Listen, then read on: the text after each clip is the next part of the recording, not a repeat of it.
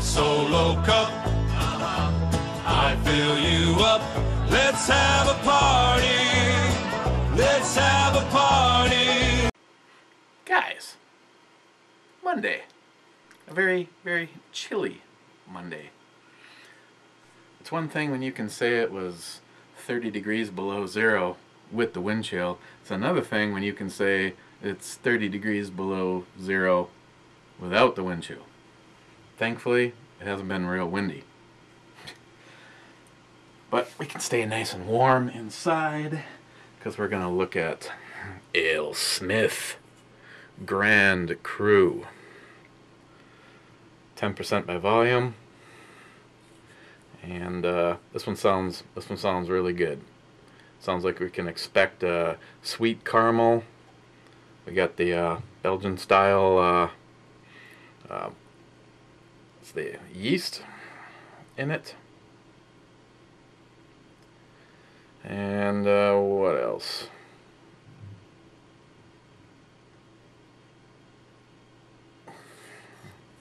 It's a big bottle. So, let's take a look at it. Oh, Tardisius. You're wondering if it's still in use? Heck yeah, this is, it's been an awesome knife. It's the Kershaw Cyclone.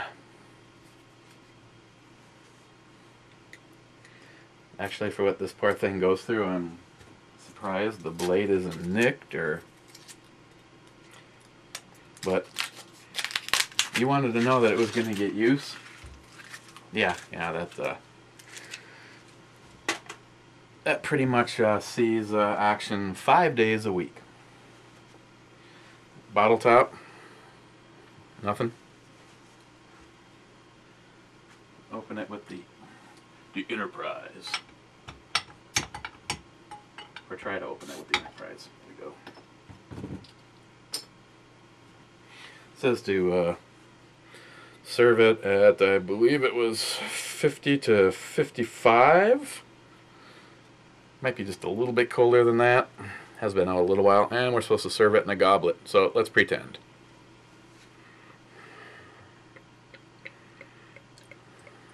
Yeah, it's got some lovely color to it. Good carbonation. I believe this is a bottle conditioned.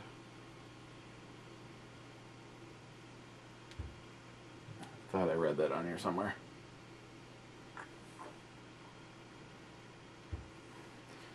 Alright, well, got a finger of head. Good carbonation. I can smell that from here. Yeah, I got some sweeter notes, some dark fruit, raisin. Definitely the smell of that Belgian yeast. Okay, let's do this.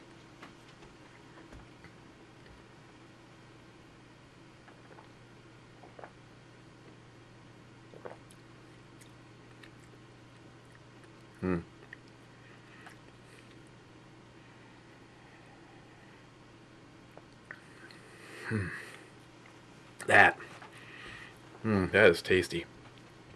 I've had can't remember what it was right now. I've had things that were similar to this, but it's like this is like doing it like everything in the right amount. At least for me, because I know, like, say for instance, JR10, Desert Gold, you'd probably like this, but say it'd be nice if it was a little sweeter. It does meet the more than 9% by volume, so we got them made on that. But you know, right up front, you get a really nice, not heavy, not syrupy sweetness, but you know, definitely a sweet. And you just imagine that, you know, the dark fruits and, you know, raisin, which I guess it's also a dark fruit and raisin.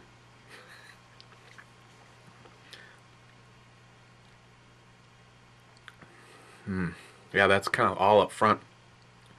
That initial swallow, you know, the first, well, Heffy would know. That initial swallow, it's almost like on your tongue. It almost for a second you get the like, maybe this is gonna be kind of like almost like a wine kind of a, but that like very rapidly blends off and doesn't continue in that direction, but it's still kind of unique. Get that carbonation, maybe a little bit of the alcohol right there in the middle, but boy, for 10%, this would be another dangerous one.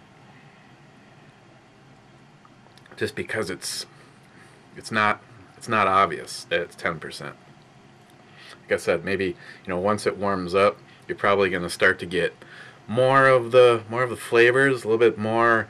Maybe you'll be able to, you know, divide off that, being able to say dark fruit with this kind of fruit and that kind of fruit. I've noticed that, but sometimes the payoff is you're going to get more flavor, but you're also going to get the alcohol is going to be more pronounced and maybe less enjoyable. You know, when it gets that point, you know, some of them are, it almost just seems too boozy once they get a little bit too warm. You know, in a bottle like, you know, this size, you know, unless you're gonna drink it really fast, how do you maintain that? You know, put it in the fridge, take it out, put it in the fridge, take it out, kind of a thing.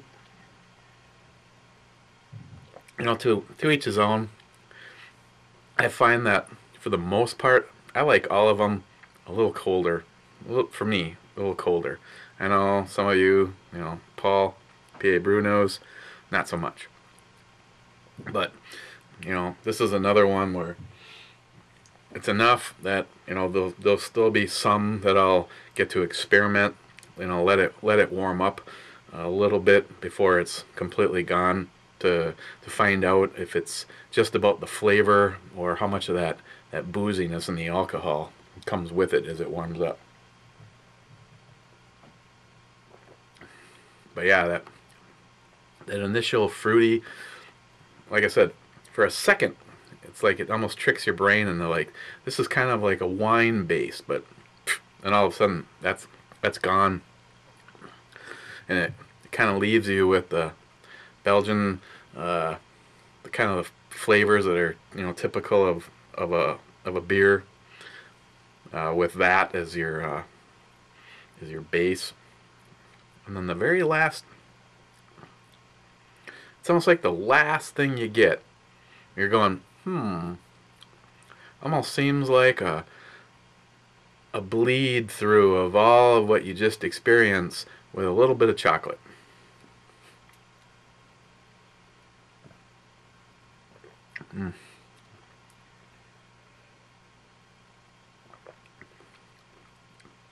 You know what, in a situation like this, I prefer that. Yeah, I know what Chuck will instantly think, but try not to pollute too much of my time with what Chuck thinks. Sometimes when something like this is sent to me, and you go, wow, that was really good, and at least I don't have to worry about feeling that I really absolutely have to have one. It's a different story when it's like really good, and I know that in 10 minutes from now I could go pick up another one of these. Again though, the place that I go, I know some of this kind of stuff is it's probably just in order when they're able to get it. I mean, I could talk to the manager and find out if he could actually say, you know, is it, I suppose a lot of things are also based on if it sells or not, which I'm actually really surprised. For instance, the stuff from Mickler, what? And not to say that it's not a good beer, but they had like, God, they must have had 9 or 10 different things from Mickler that day that I was over there, and I kind of looked at them all and went, well, that sounds good. Oh, that sounds good. No, that one doesn't sound so good. That's the only one that's still on the shelf over there. And I know they didn't like rebatch and they weren't able to sell it. I know that that first run of stuff that they had, that was it. That was the last. Same with the, no, not completely the same with the clown shoes. They have restocked one time on chocolate sombrero, which they didn't have any of the other day when I was in there. And they restocked on the Brown Angel, their version of a brown ale, which is pretty good. So I don't know if AleSmith is going to be something that they're gonna have or not without asking, but ooh, Grand Cru Ale. This is outstanding. I give this a 10 on the E scale. Now I'm really looking forward to trying the Speedway Stout. Jameson, you're a lucky bastard with the one bourbon barrel aged. Speaking of that, this is another one where they flat out say that that you can put some age on this, and I would think that these flavors would really probably at some point, you know, at some point they do that. They'd grow some barrels.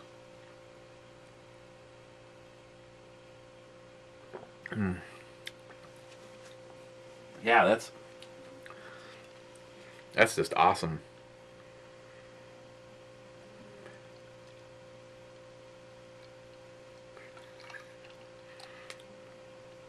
I save a little to try and see if that alcohol, you know, I guess if it was something that was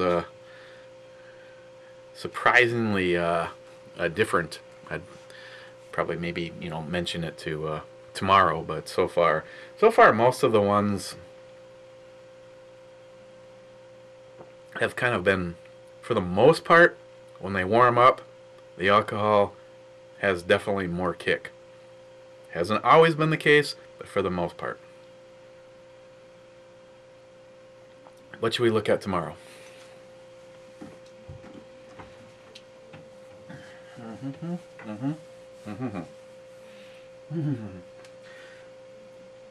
Why, let's see, something from Paul, something from Jerry.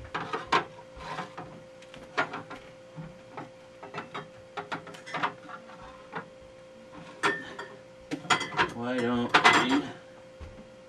I'm gonna take a look at another one from Yard's Brewing Company. This one is from Paul, PA Brew News. Cape of Good Hope Epic Ale. How epic is it? Is there an alcohol percentage? Why do these breweries should all have a date? They should all have an alcohol percentage. It is brewed and bottled in the city of brotherly love, Philadelphia, PA. I'm not seeing an alcohol percentage on here. I guess we'll have to play the picket game. Oh, yeah, that wasn't too bad on the other one. You know, it's kind of a safe bet on some of these just to go 5%. And that one was yesterday. It was 4.9 or something like that. There's no skill in that. That was just playing the numbers. So let's take a look at this tomorrow. Politically, I was over giving a friend a hand, and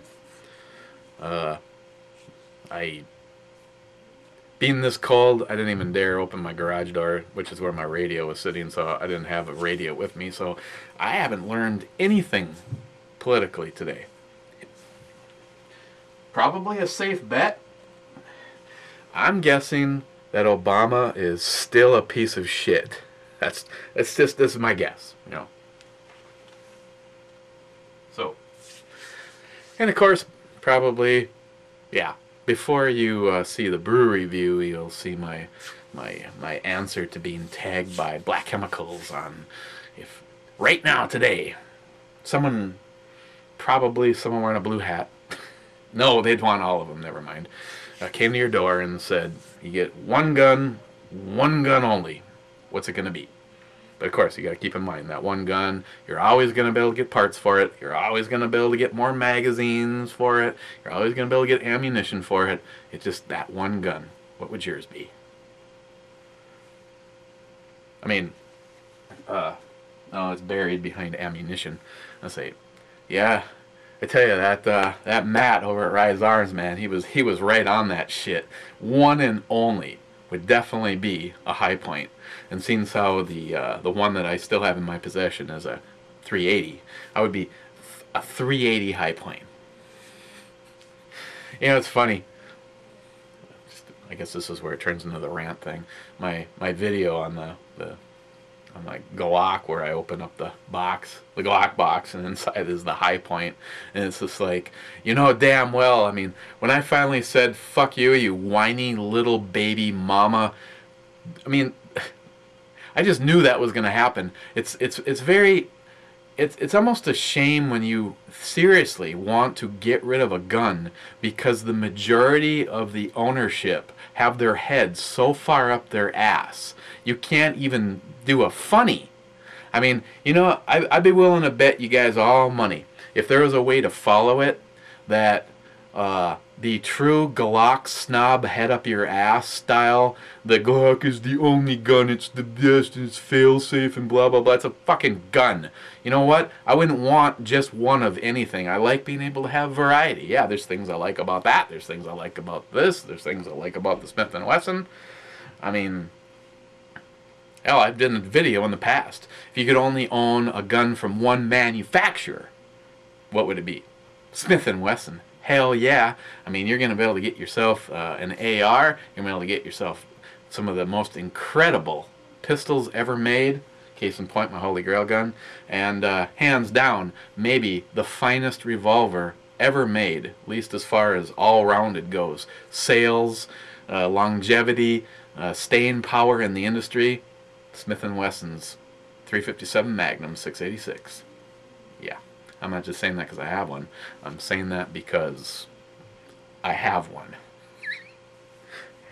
But yeah, it's like I honestly I couldn't believe it. I could go back and take another look, but it was something like I was nearing 50-50 on dislikes on that. It was like 350 something dislikes. That one video has more dislikes than like all of the rest of them combined. Which over here, it's nice to see that my troll, I know on the Ebomi side it must be, you know, the ex-wife or someone I told to go fuck themselves, and now they just stay subscribed just so that when a video comes up they can hit this dislike button, which just goes to show the quality of your character. I can actually think of a YouTuber that has I don't know what he has, maybe 6,000 subscribers. I'm not going to mention any names. Actually, one of my good friends actually recommends him, and this guy's the same way. He's a pathetic turd hunter that subscribes to some of the channels just so that he can hit the dislike button. There's an example of pathetic. I mean, there's some butt-scratching troll sitting in a basement someplace eating Cheetos and trying to figure out how to get orange dust off his nuts going, "Wow, you do that? What a loser." But yeah, and then I found the other side of it. The people that absolutely love the high point. It pains me to say this because that high point 45, my brother-in-law has that pistol. He does not own any semi-automatic pistols. And the fact that he supplies the hunting shack for our shoots, and he's I'm up there mowing the lawn and keeping it maintained and looking good so that we all have a good place to shoot. And anytime I want to go up there in the summer, it's always taken care of. You know, just that's why we, you know, splurged and gave him a high point. I can tell you one thing. I told him my thoughts when I gave him the gun, that, you know, I was kind of curious as to how much shit that you could put one gun through and still keep it reliable. I almost hate to admit this, but as of right now, I want to say, I know he's got more than 5,000 rounds through it. It has not been cleaned, and he has experimented with charges well beyond 45 plus P. And at this point in time, I don't know if you could break it. I mean, granted, I mean it's made out of the same thing that they make you know, cast iron frying pans out of. But seriously, as of right now, he had one batch of shit ammo. He had got a hold of some bad powder, and it was like serious undercharged, and it wasn't cycling that. Other than that, cannot get it to fail, and has not cleaned it. I mean, I watched him beat something apart with it.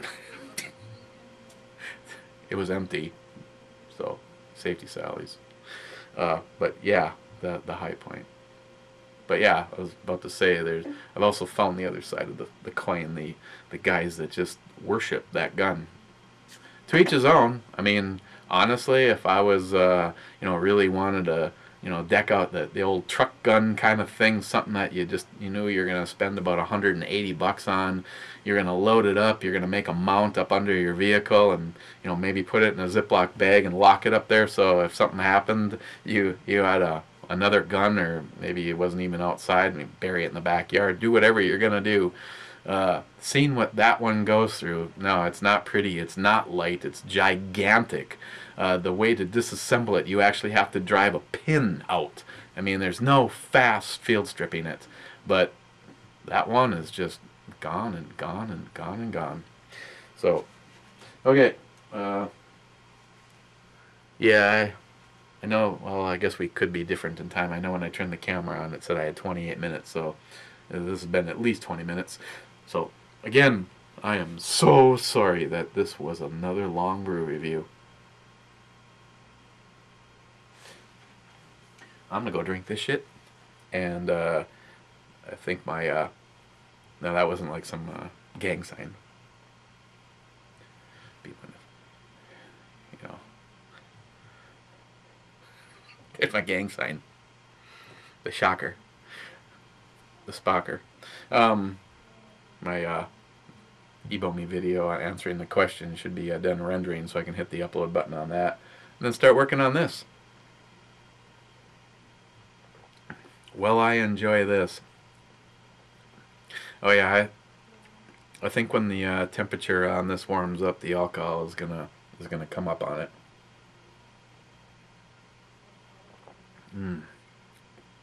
But if you know what the Belgian style beers taste like, this is just that's all I'm gonna say. If I say any more, I'll need a wet nap. Twice. Okay, guys, we'll see you tomorrow. Cheers.